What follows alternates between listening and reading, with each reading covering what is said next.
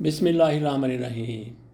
عمران خان روحانیت کی راہ پر، یہ ہمارے آج کے آرٹیکل کا موضوع ہے۔ یہ ہم نے کہاں سے لیا، اس کے بارے میں اس آرٹیکل کے آخر میں بات کریں گے۔ عمران خان جس نے کرکٹ میں پلے بوائے کی حیثیت سے شہرت پائی، جو رنگین محفلوں میں خصوصی طور پر بلایا جاتا، نائٹ کلبوں سے لے کر سمندری ساحلوں تک، جس کے گلیمر کی کہانیاں عام تھیں، جو خود کہتا تھا اس کا اسلام مسجد کی چار دیواری تک محدود تھا۔ اس رنگین شخص کی کایا کس طرح پلٹی، وہ کن وجوہات کی بنا پر دین کے راستے پر چلا، اس نے روحانیت کا سفر کب شروع کیا، اس کا جواب پانے کے لیے اس کی زندگی کو ایک اور زاویہ نظر سے دیکھنا ہوگا۔ سب سے پہلے عمران خان کے قریبی ساتھی ہارون رشید کی تحریر کا ایک پیرا نقل کرنا ہے عمران خان کی، جو اس سفر روحانیت کی تلاش میں پہلا سرا ہے۔ اللہ کے آخری رسول کا فرمان یہ ہے کہ کوئی اس دنیا سے اٹھے گا نہیں جب تک اس کا ظاہر و باطن آشکار نہ ہو جائے۔ پروردگار اسے امان میں رکھے اور اس کی آنکھ اپنے آپ پر کھول دے۔ اللہ کا قانون کسی کے لیے نہیں بدلتا۔ جن کے رتبے سوا ہیں ان کی آزمائش بھی سوا ہوتی ہے۔ یہ چھوٹا سا پیراگراف ہم نے لیا ہے میں اور میرا پاکستان، عمران خان، اس کے دیباچہ سے۔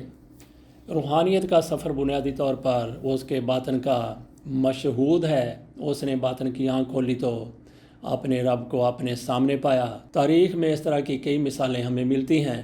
عمر بن خطاب رضی اللہ تعالی عنہ اور دوسرے عظیم القدر صحابہ اکرام، ابراہیم بن ادھم، حضرت رابعہ بصری، ان کے علاوہ بے شمار اولیاء اکرام، اللہ کے کئی نیک افراد جن کی باطنی آنکھ کھلی تو کایا پلٹ گئی۔ ہمارا رب رؤوف ہے اور کریم بھی، وہ کسی کا بھی دل پلٹ سکتا ہے۔ کسی لمحے یہی کیفیت عمران خان پر بھی گزر گئی۔ رب العالمین تو کہتا ہے، جو بندہ میری طرف چلے اس کی طرف میں بھاگ کر آتا ہوں۔ میرا ذاتی خیال ہے کہ روحانیت کے سفر کی کاملیت کے لیے اللہ تعالیٰ نے عمران خان پر خاص کرم نوازی کی۔ عمران خان کہتے ہیں کہ والدہ کی وفات کے چند ماہ تک اللہ کو بالکل بھولا رہا، مگر اس کے بعد میرے اندر اس سوال کی کسک پھر جاگ اٹھی کہ کائنات کا کوئی پروردگار ہے یا نہیں۔ اللہ سے میں ناخوش تھا۔ اگر وہ موجود ہے تو میری ماں اس اذیت سے کیوں دوچار ہوئی؟ وہ ایک روحانی ہستی اور اس قدر بے غرض تھیں۔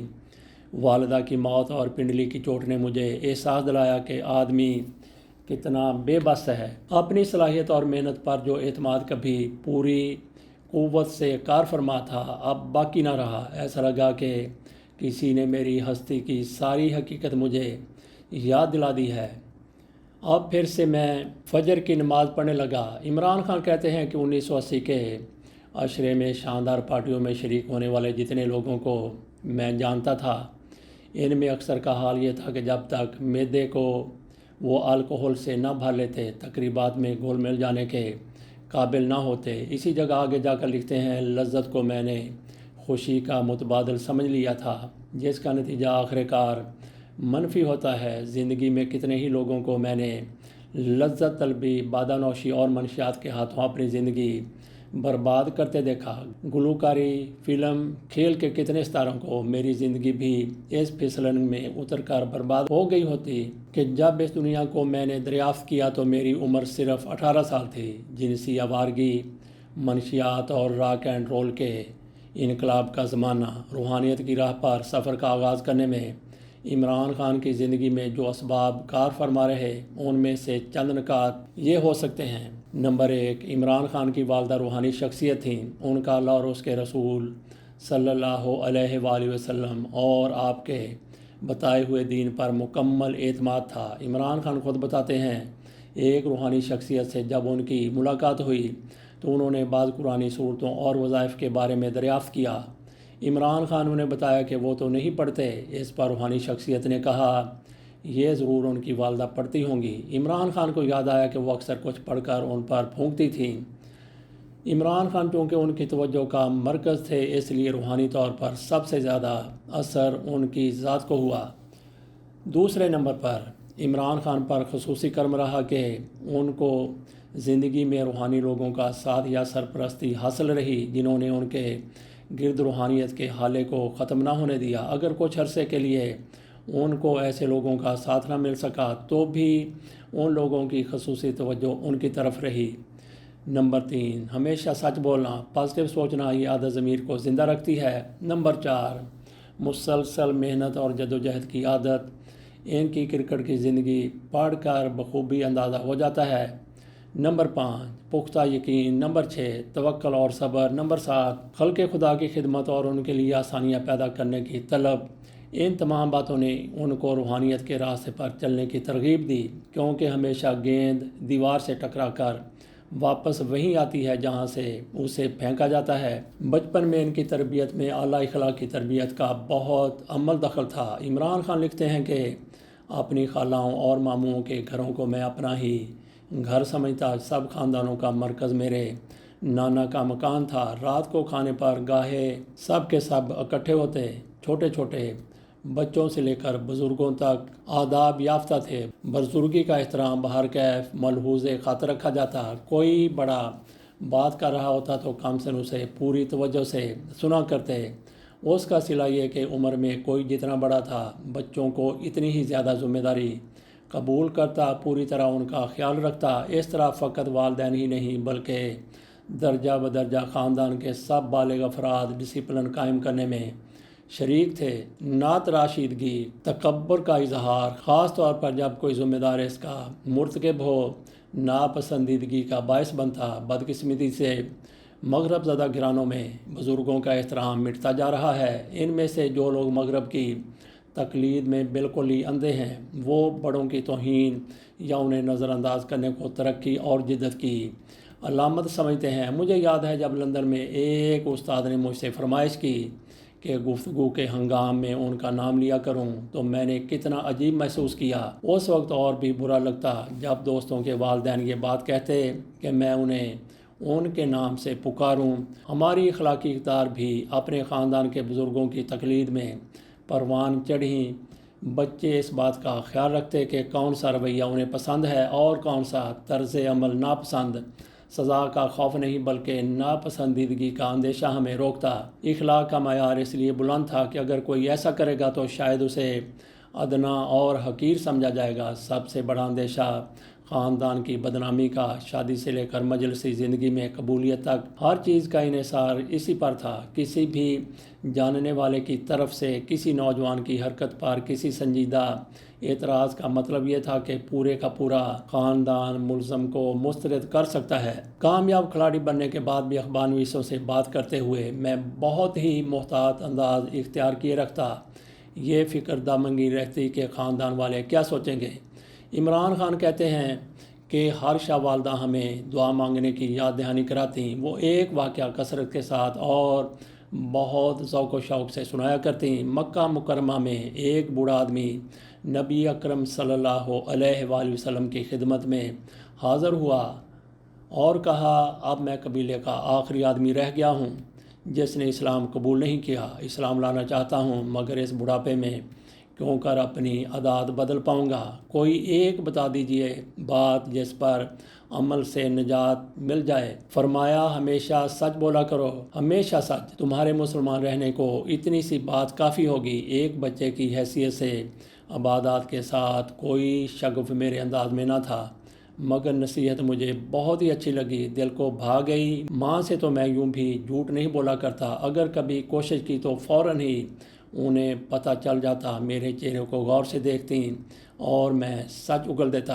عمران خان کہتے ہیں کہ والدہ یہ بھی بتایا کرتی کہ ان کے والد احمد حسن خان کس طرح خود کو سنت کے مطابق ڈھالنے کی صحیح کرتے تھے، اور وہ جب بھی کوئی کام کرتے تو بتاتے کہ اللہ کی آخری نبی صلی اللہ علیہ وسلم کو یہ محبوب تھا۔ وہ ایسا ہی کرتے، حتیٰ کہ کھجور اور شہد سے اعلیٰ مرتبت کی رغبت کو ملحوظ رکھنا، یاد دلانا کہ آپ کو یہ چیزیں خوش آتیں۔ میں بہت چھوٹا سا لڑکا تھا جب جنت اور جہنم کا تصور ہمارے ذہنوں میں راسخ کر دیا گیا۔ بس یہ کہ جنت کا تصور میرے ادراک میں پوری طرح کبھی نہ تھا۔ میری اماں بیچاری کیسے کیسے سوالوں سے میں انہیں پریشان کیا کرتا۔ کیا میں جنت میں کرکٹ کھیل سکوں گا، وہاں مجھے شکار کھیلنے کی اجازت ہوگی نا؟ عمران خان کہتے ہیں کہ جب میں 7 سال کا ہوا تو مجھے اور میری بہنوں کو قرآن پاک پڑھانے کے لیے ایک عالم دین ہمارے ہاں آنے لگے۔ اسکول میں مذہبی تعلیم کا ایک پیریڈ اور دن کا آغاز تلاوت سے ہوا کرتا۔ جمعہ کے دن آغا جان کے ساتھ میں مسجد جایا کرتا۔ عید الفطر اور عید الاضحیٰ پر خاندان کے سب لوگ 16ویں صدی کے عظیم صوفی اسکالر حضرت میاں میر کے مزار پر جاتے۔ سکھ مذہب کے ماننے والے بھی ان کی بہت تکریم کرتے اور حاضری دینے آیا کرتے۔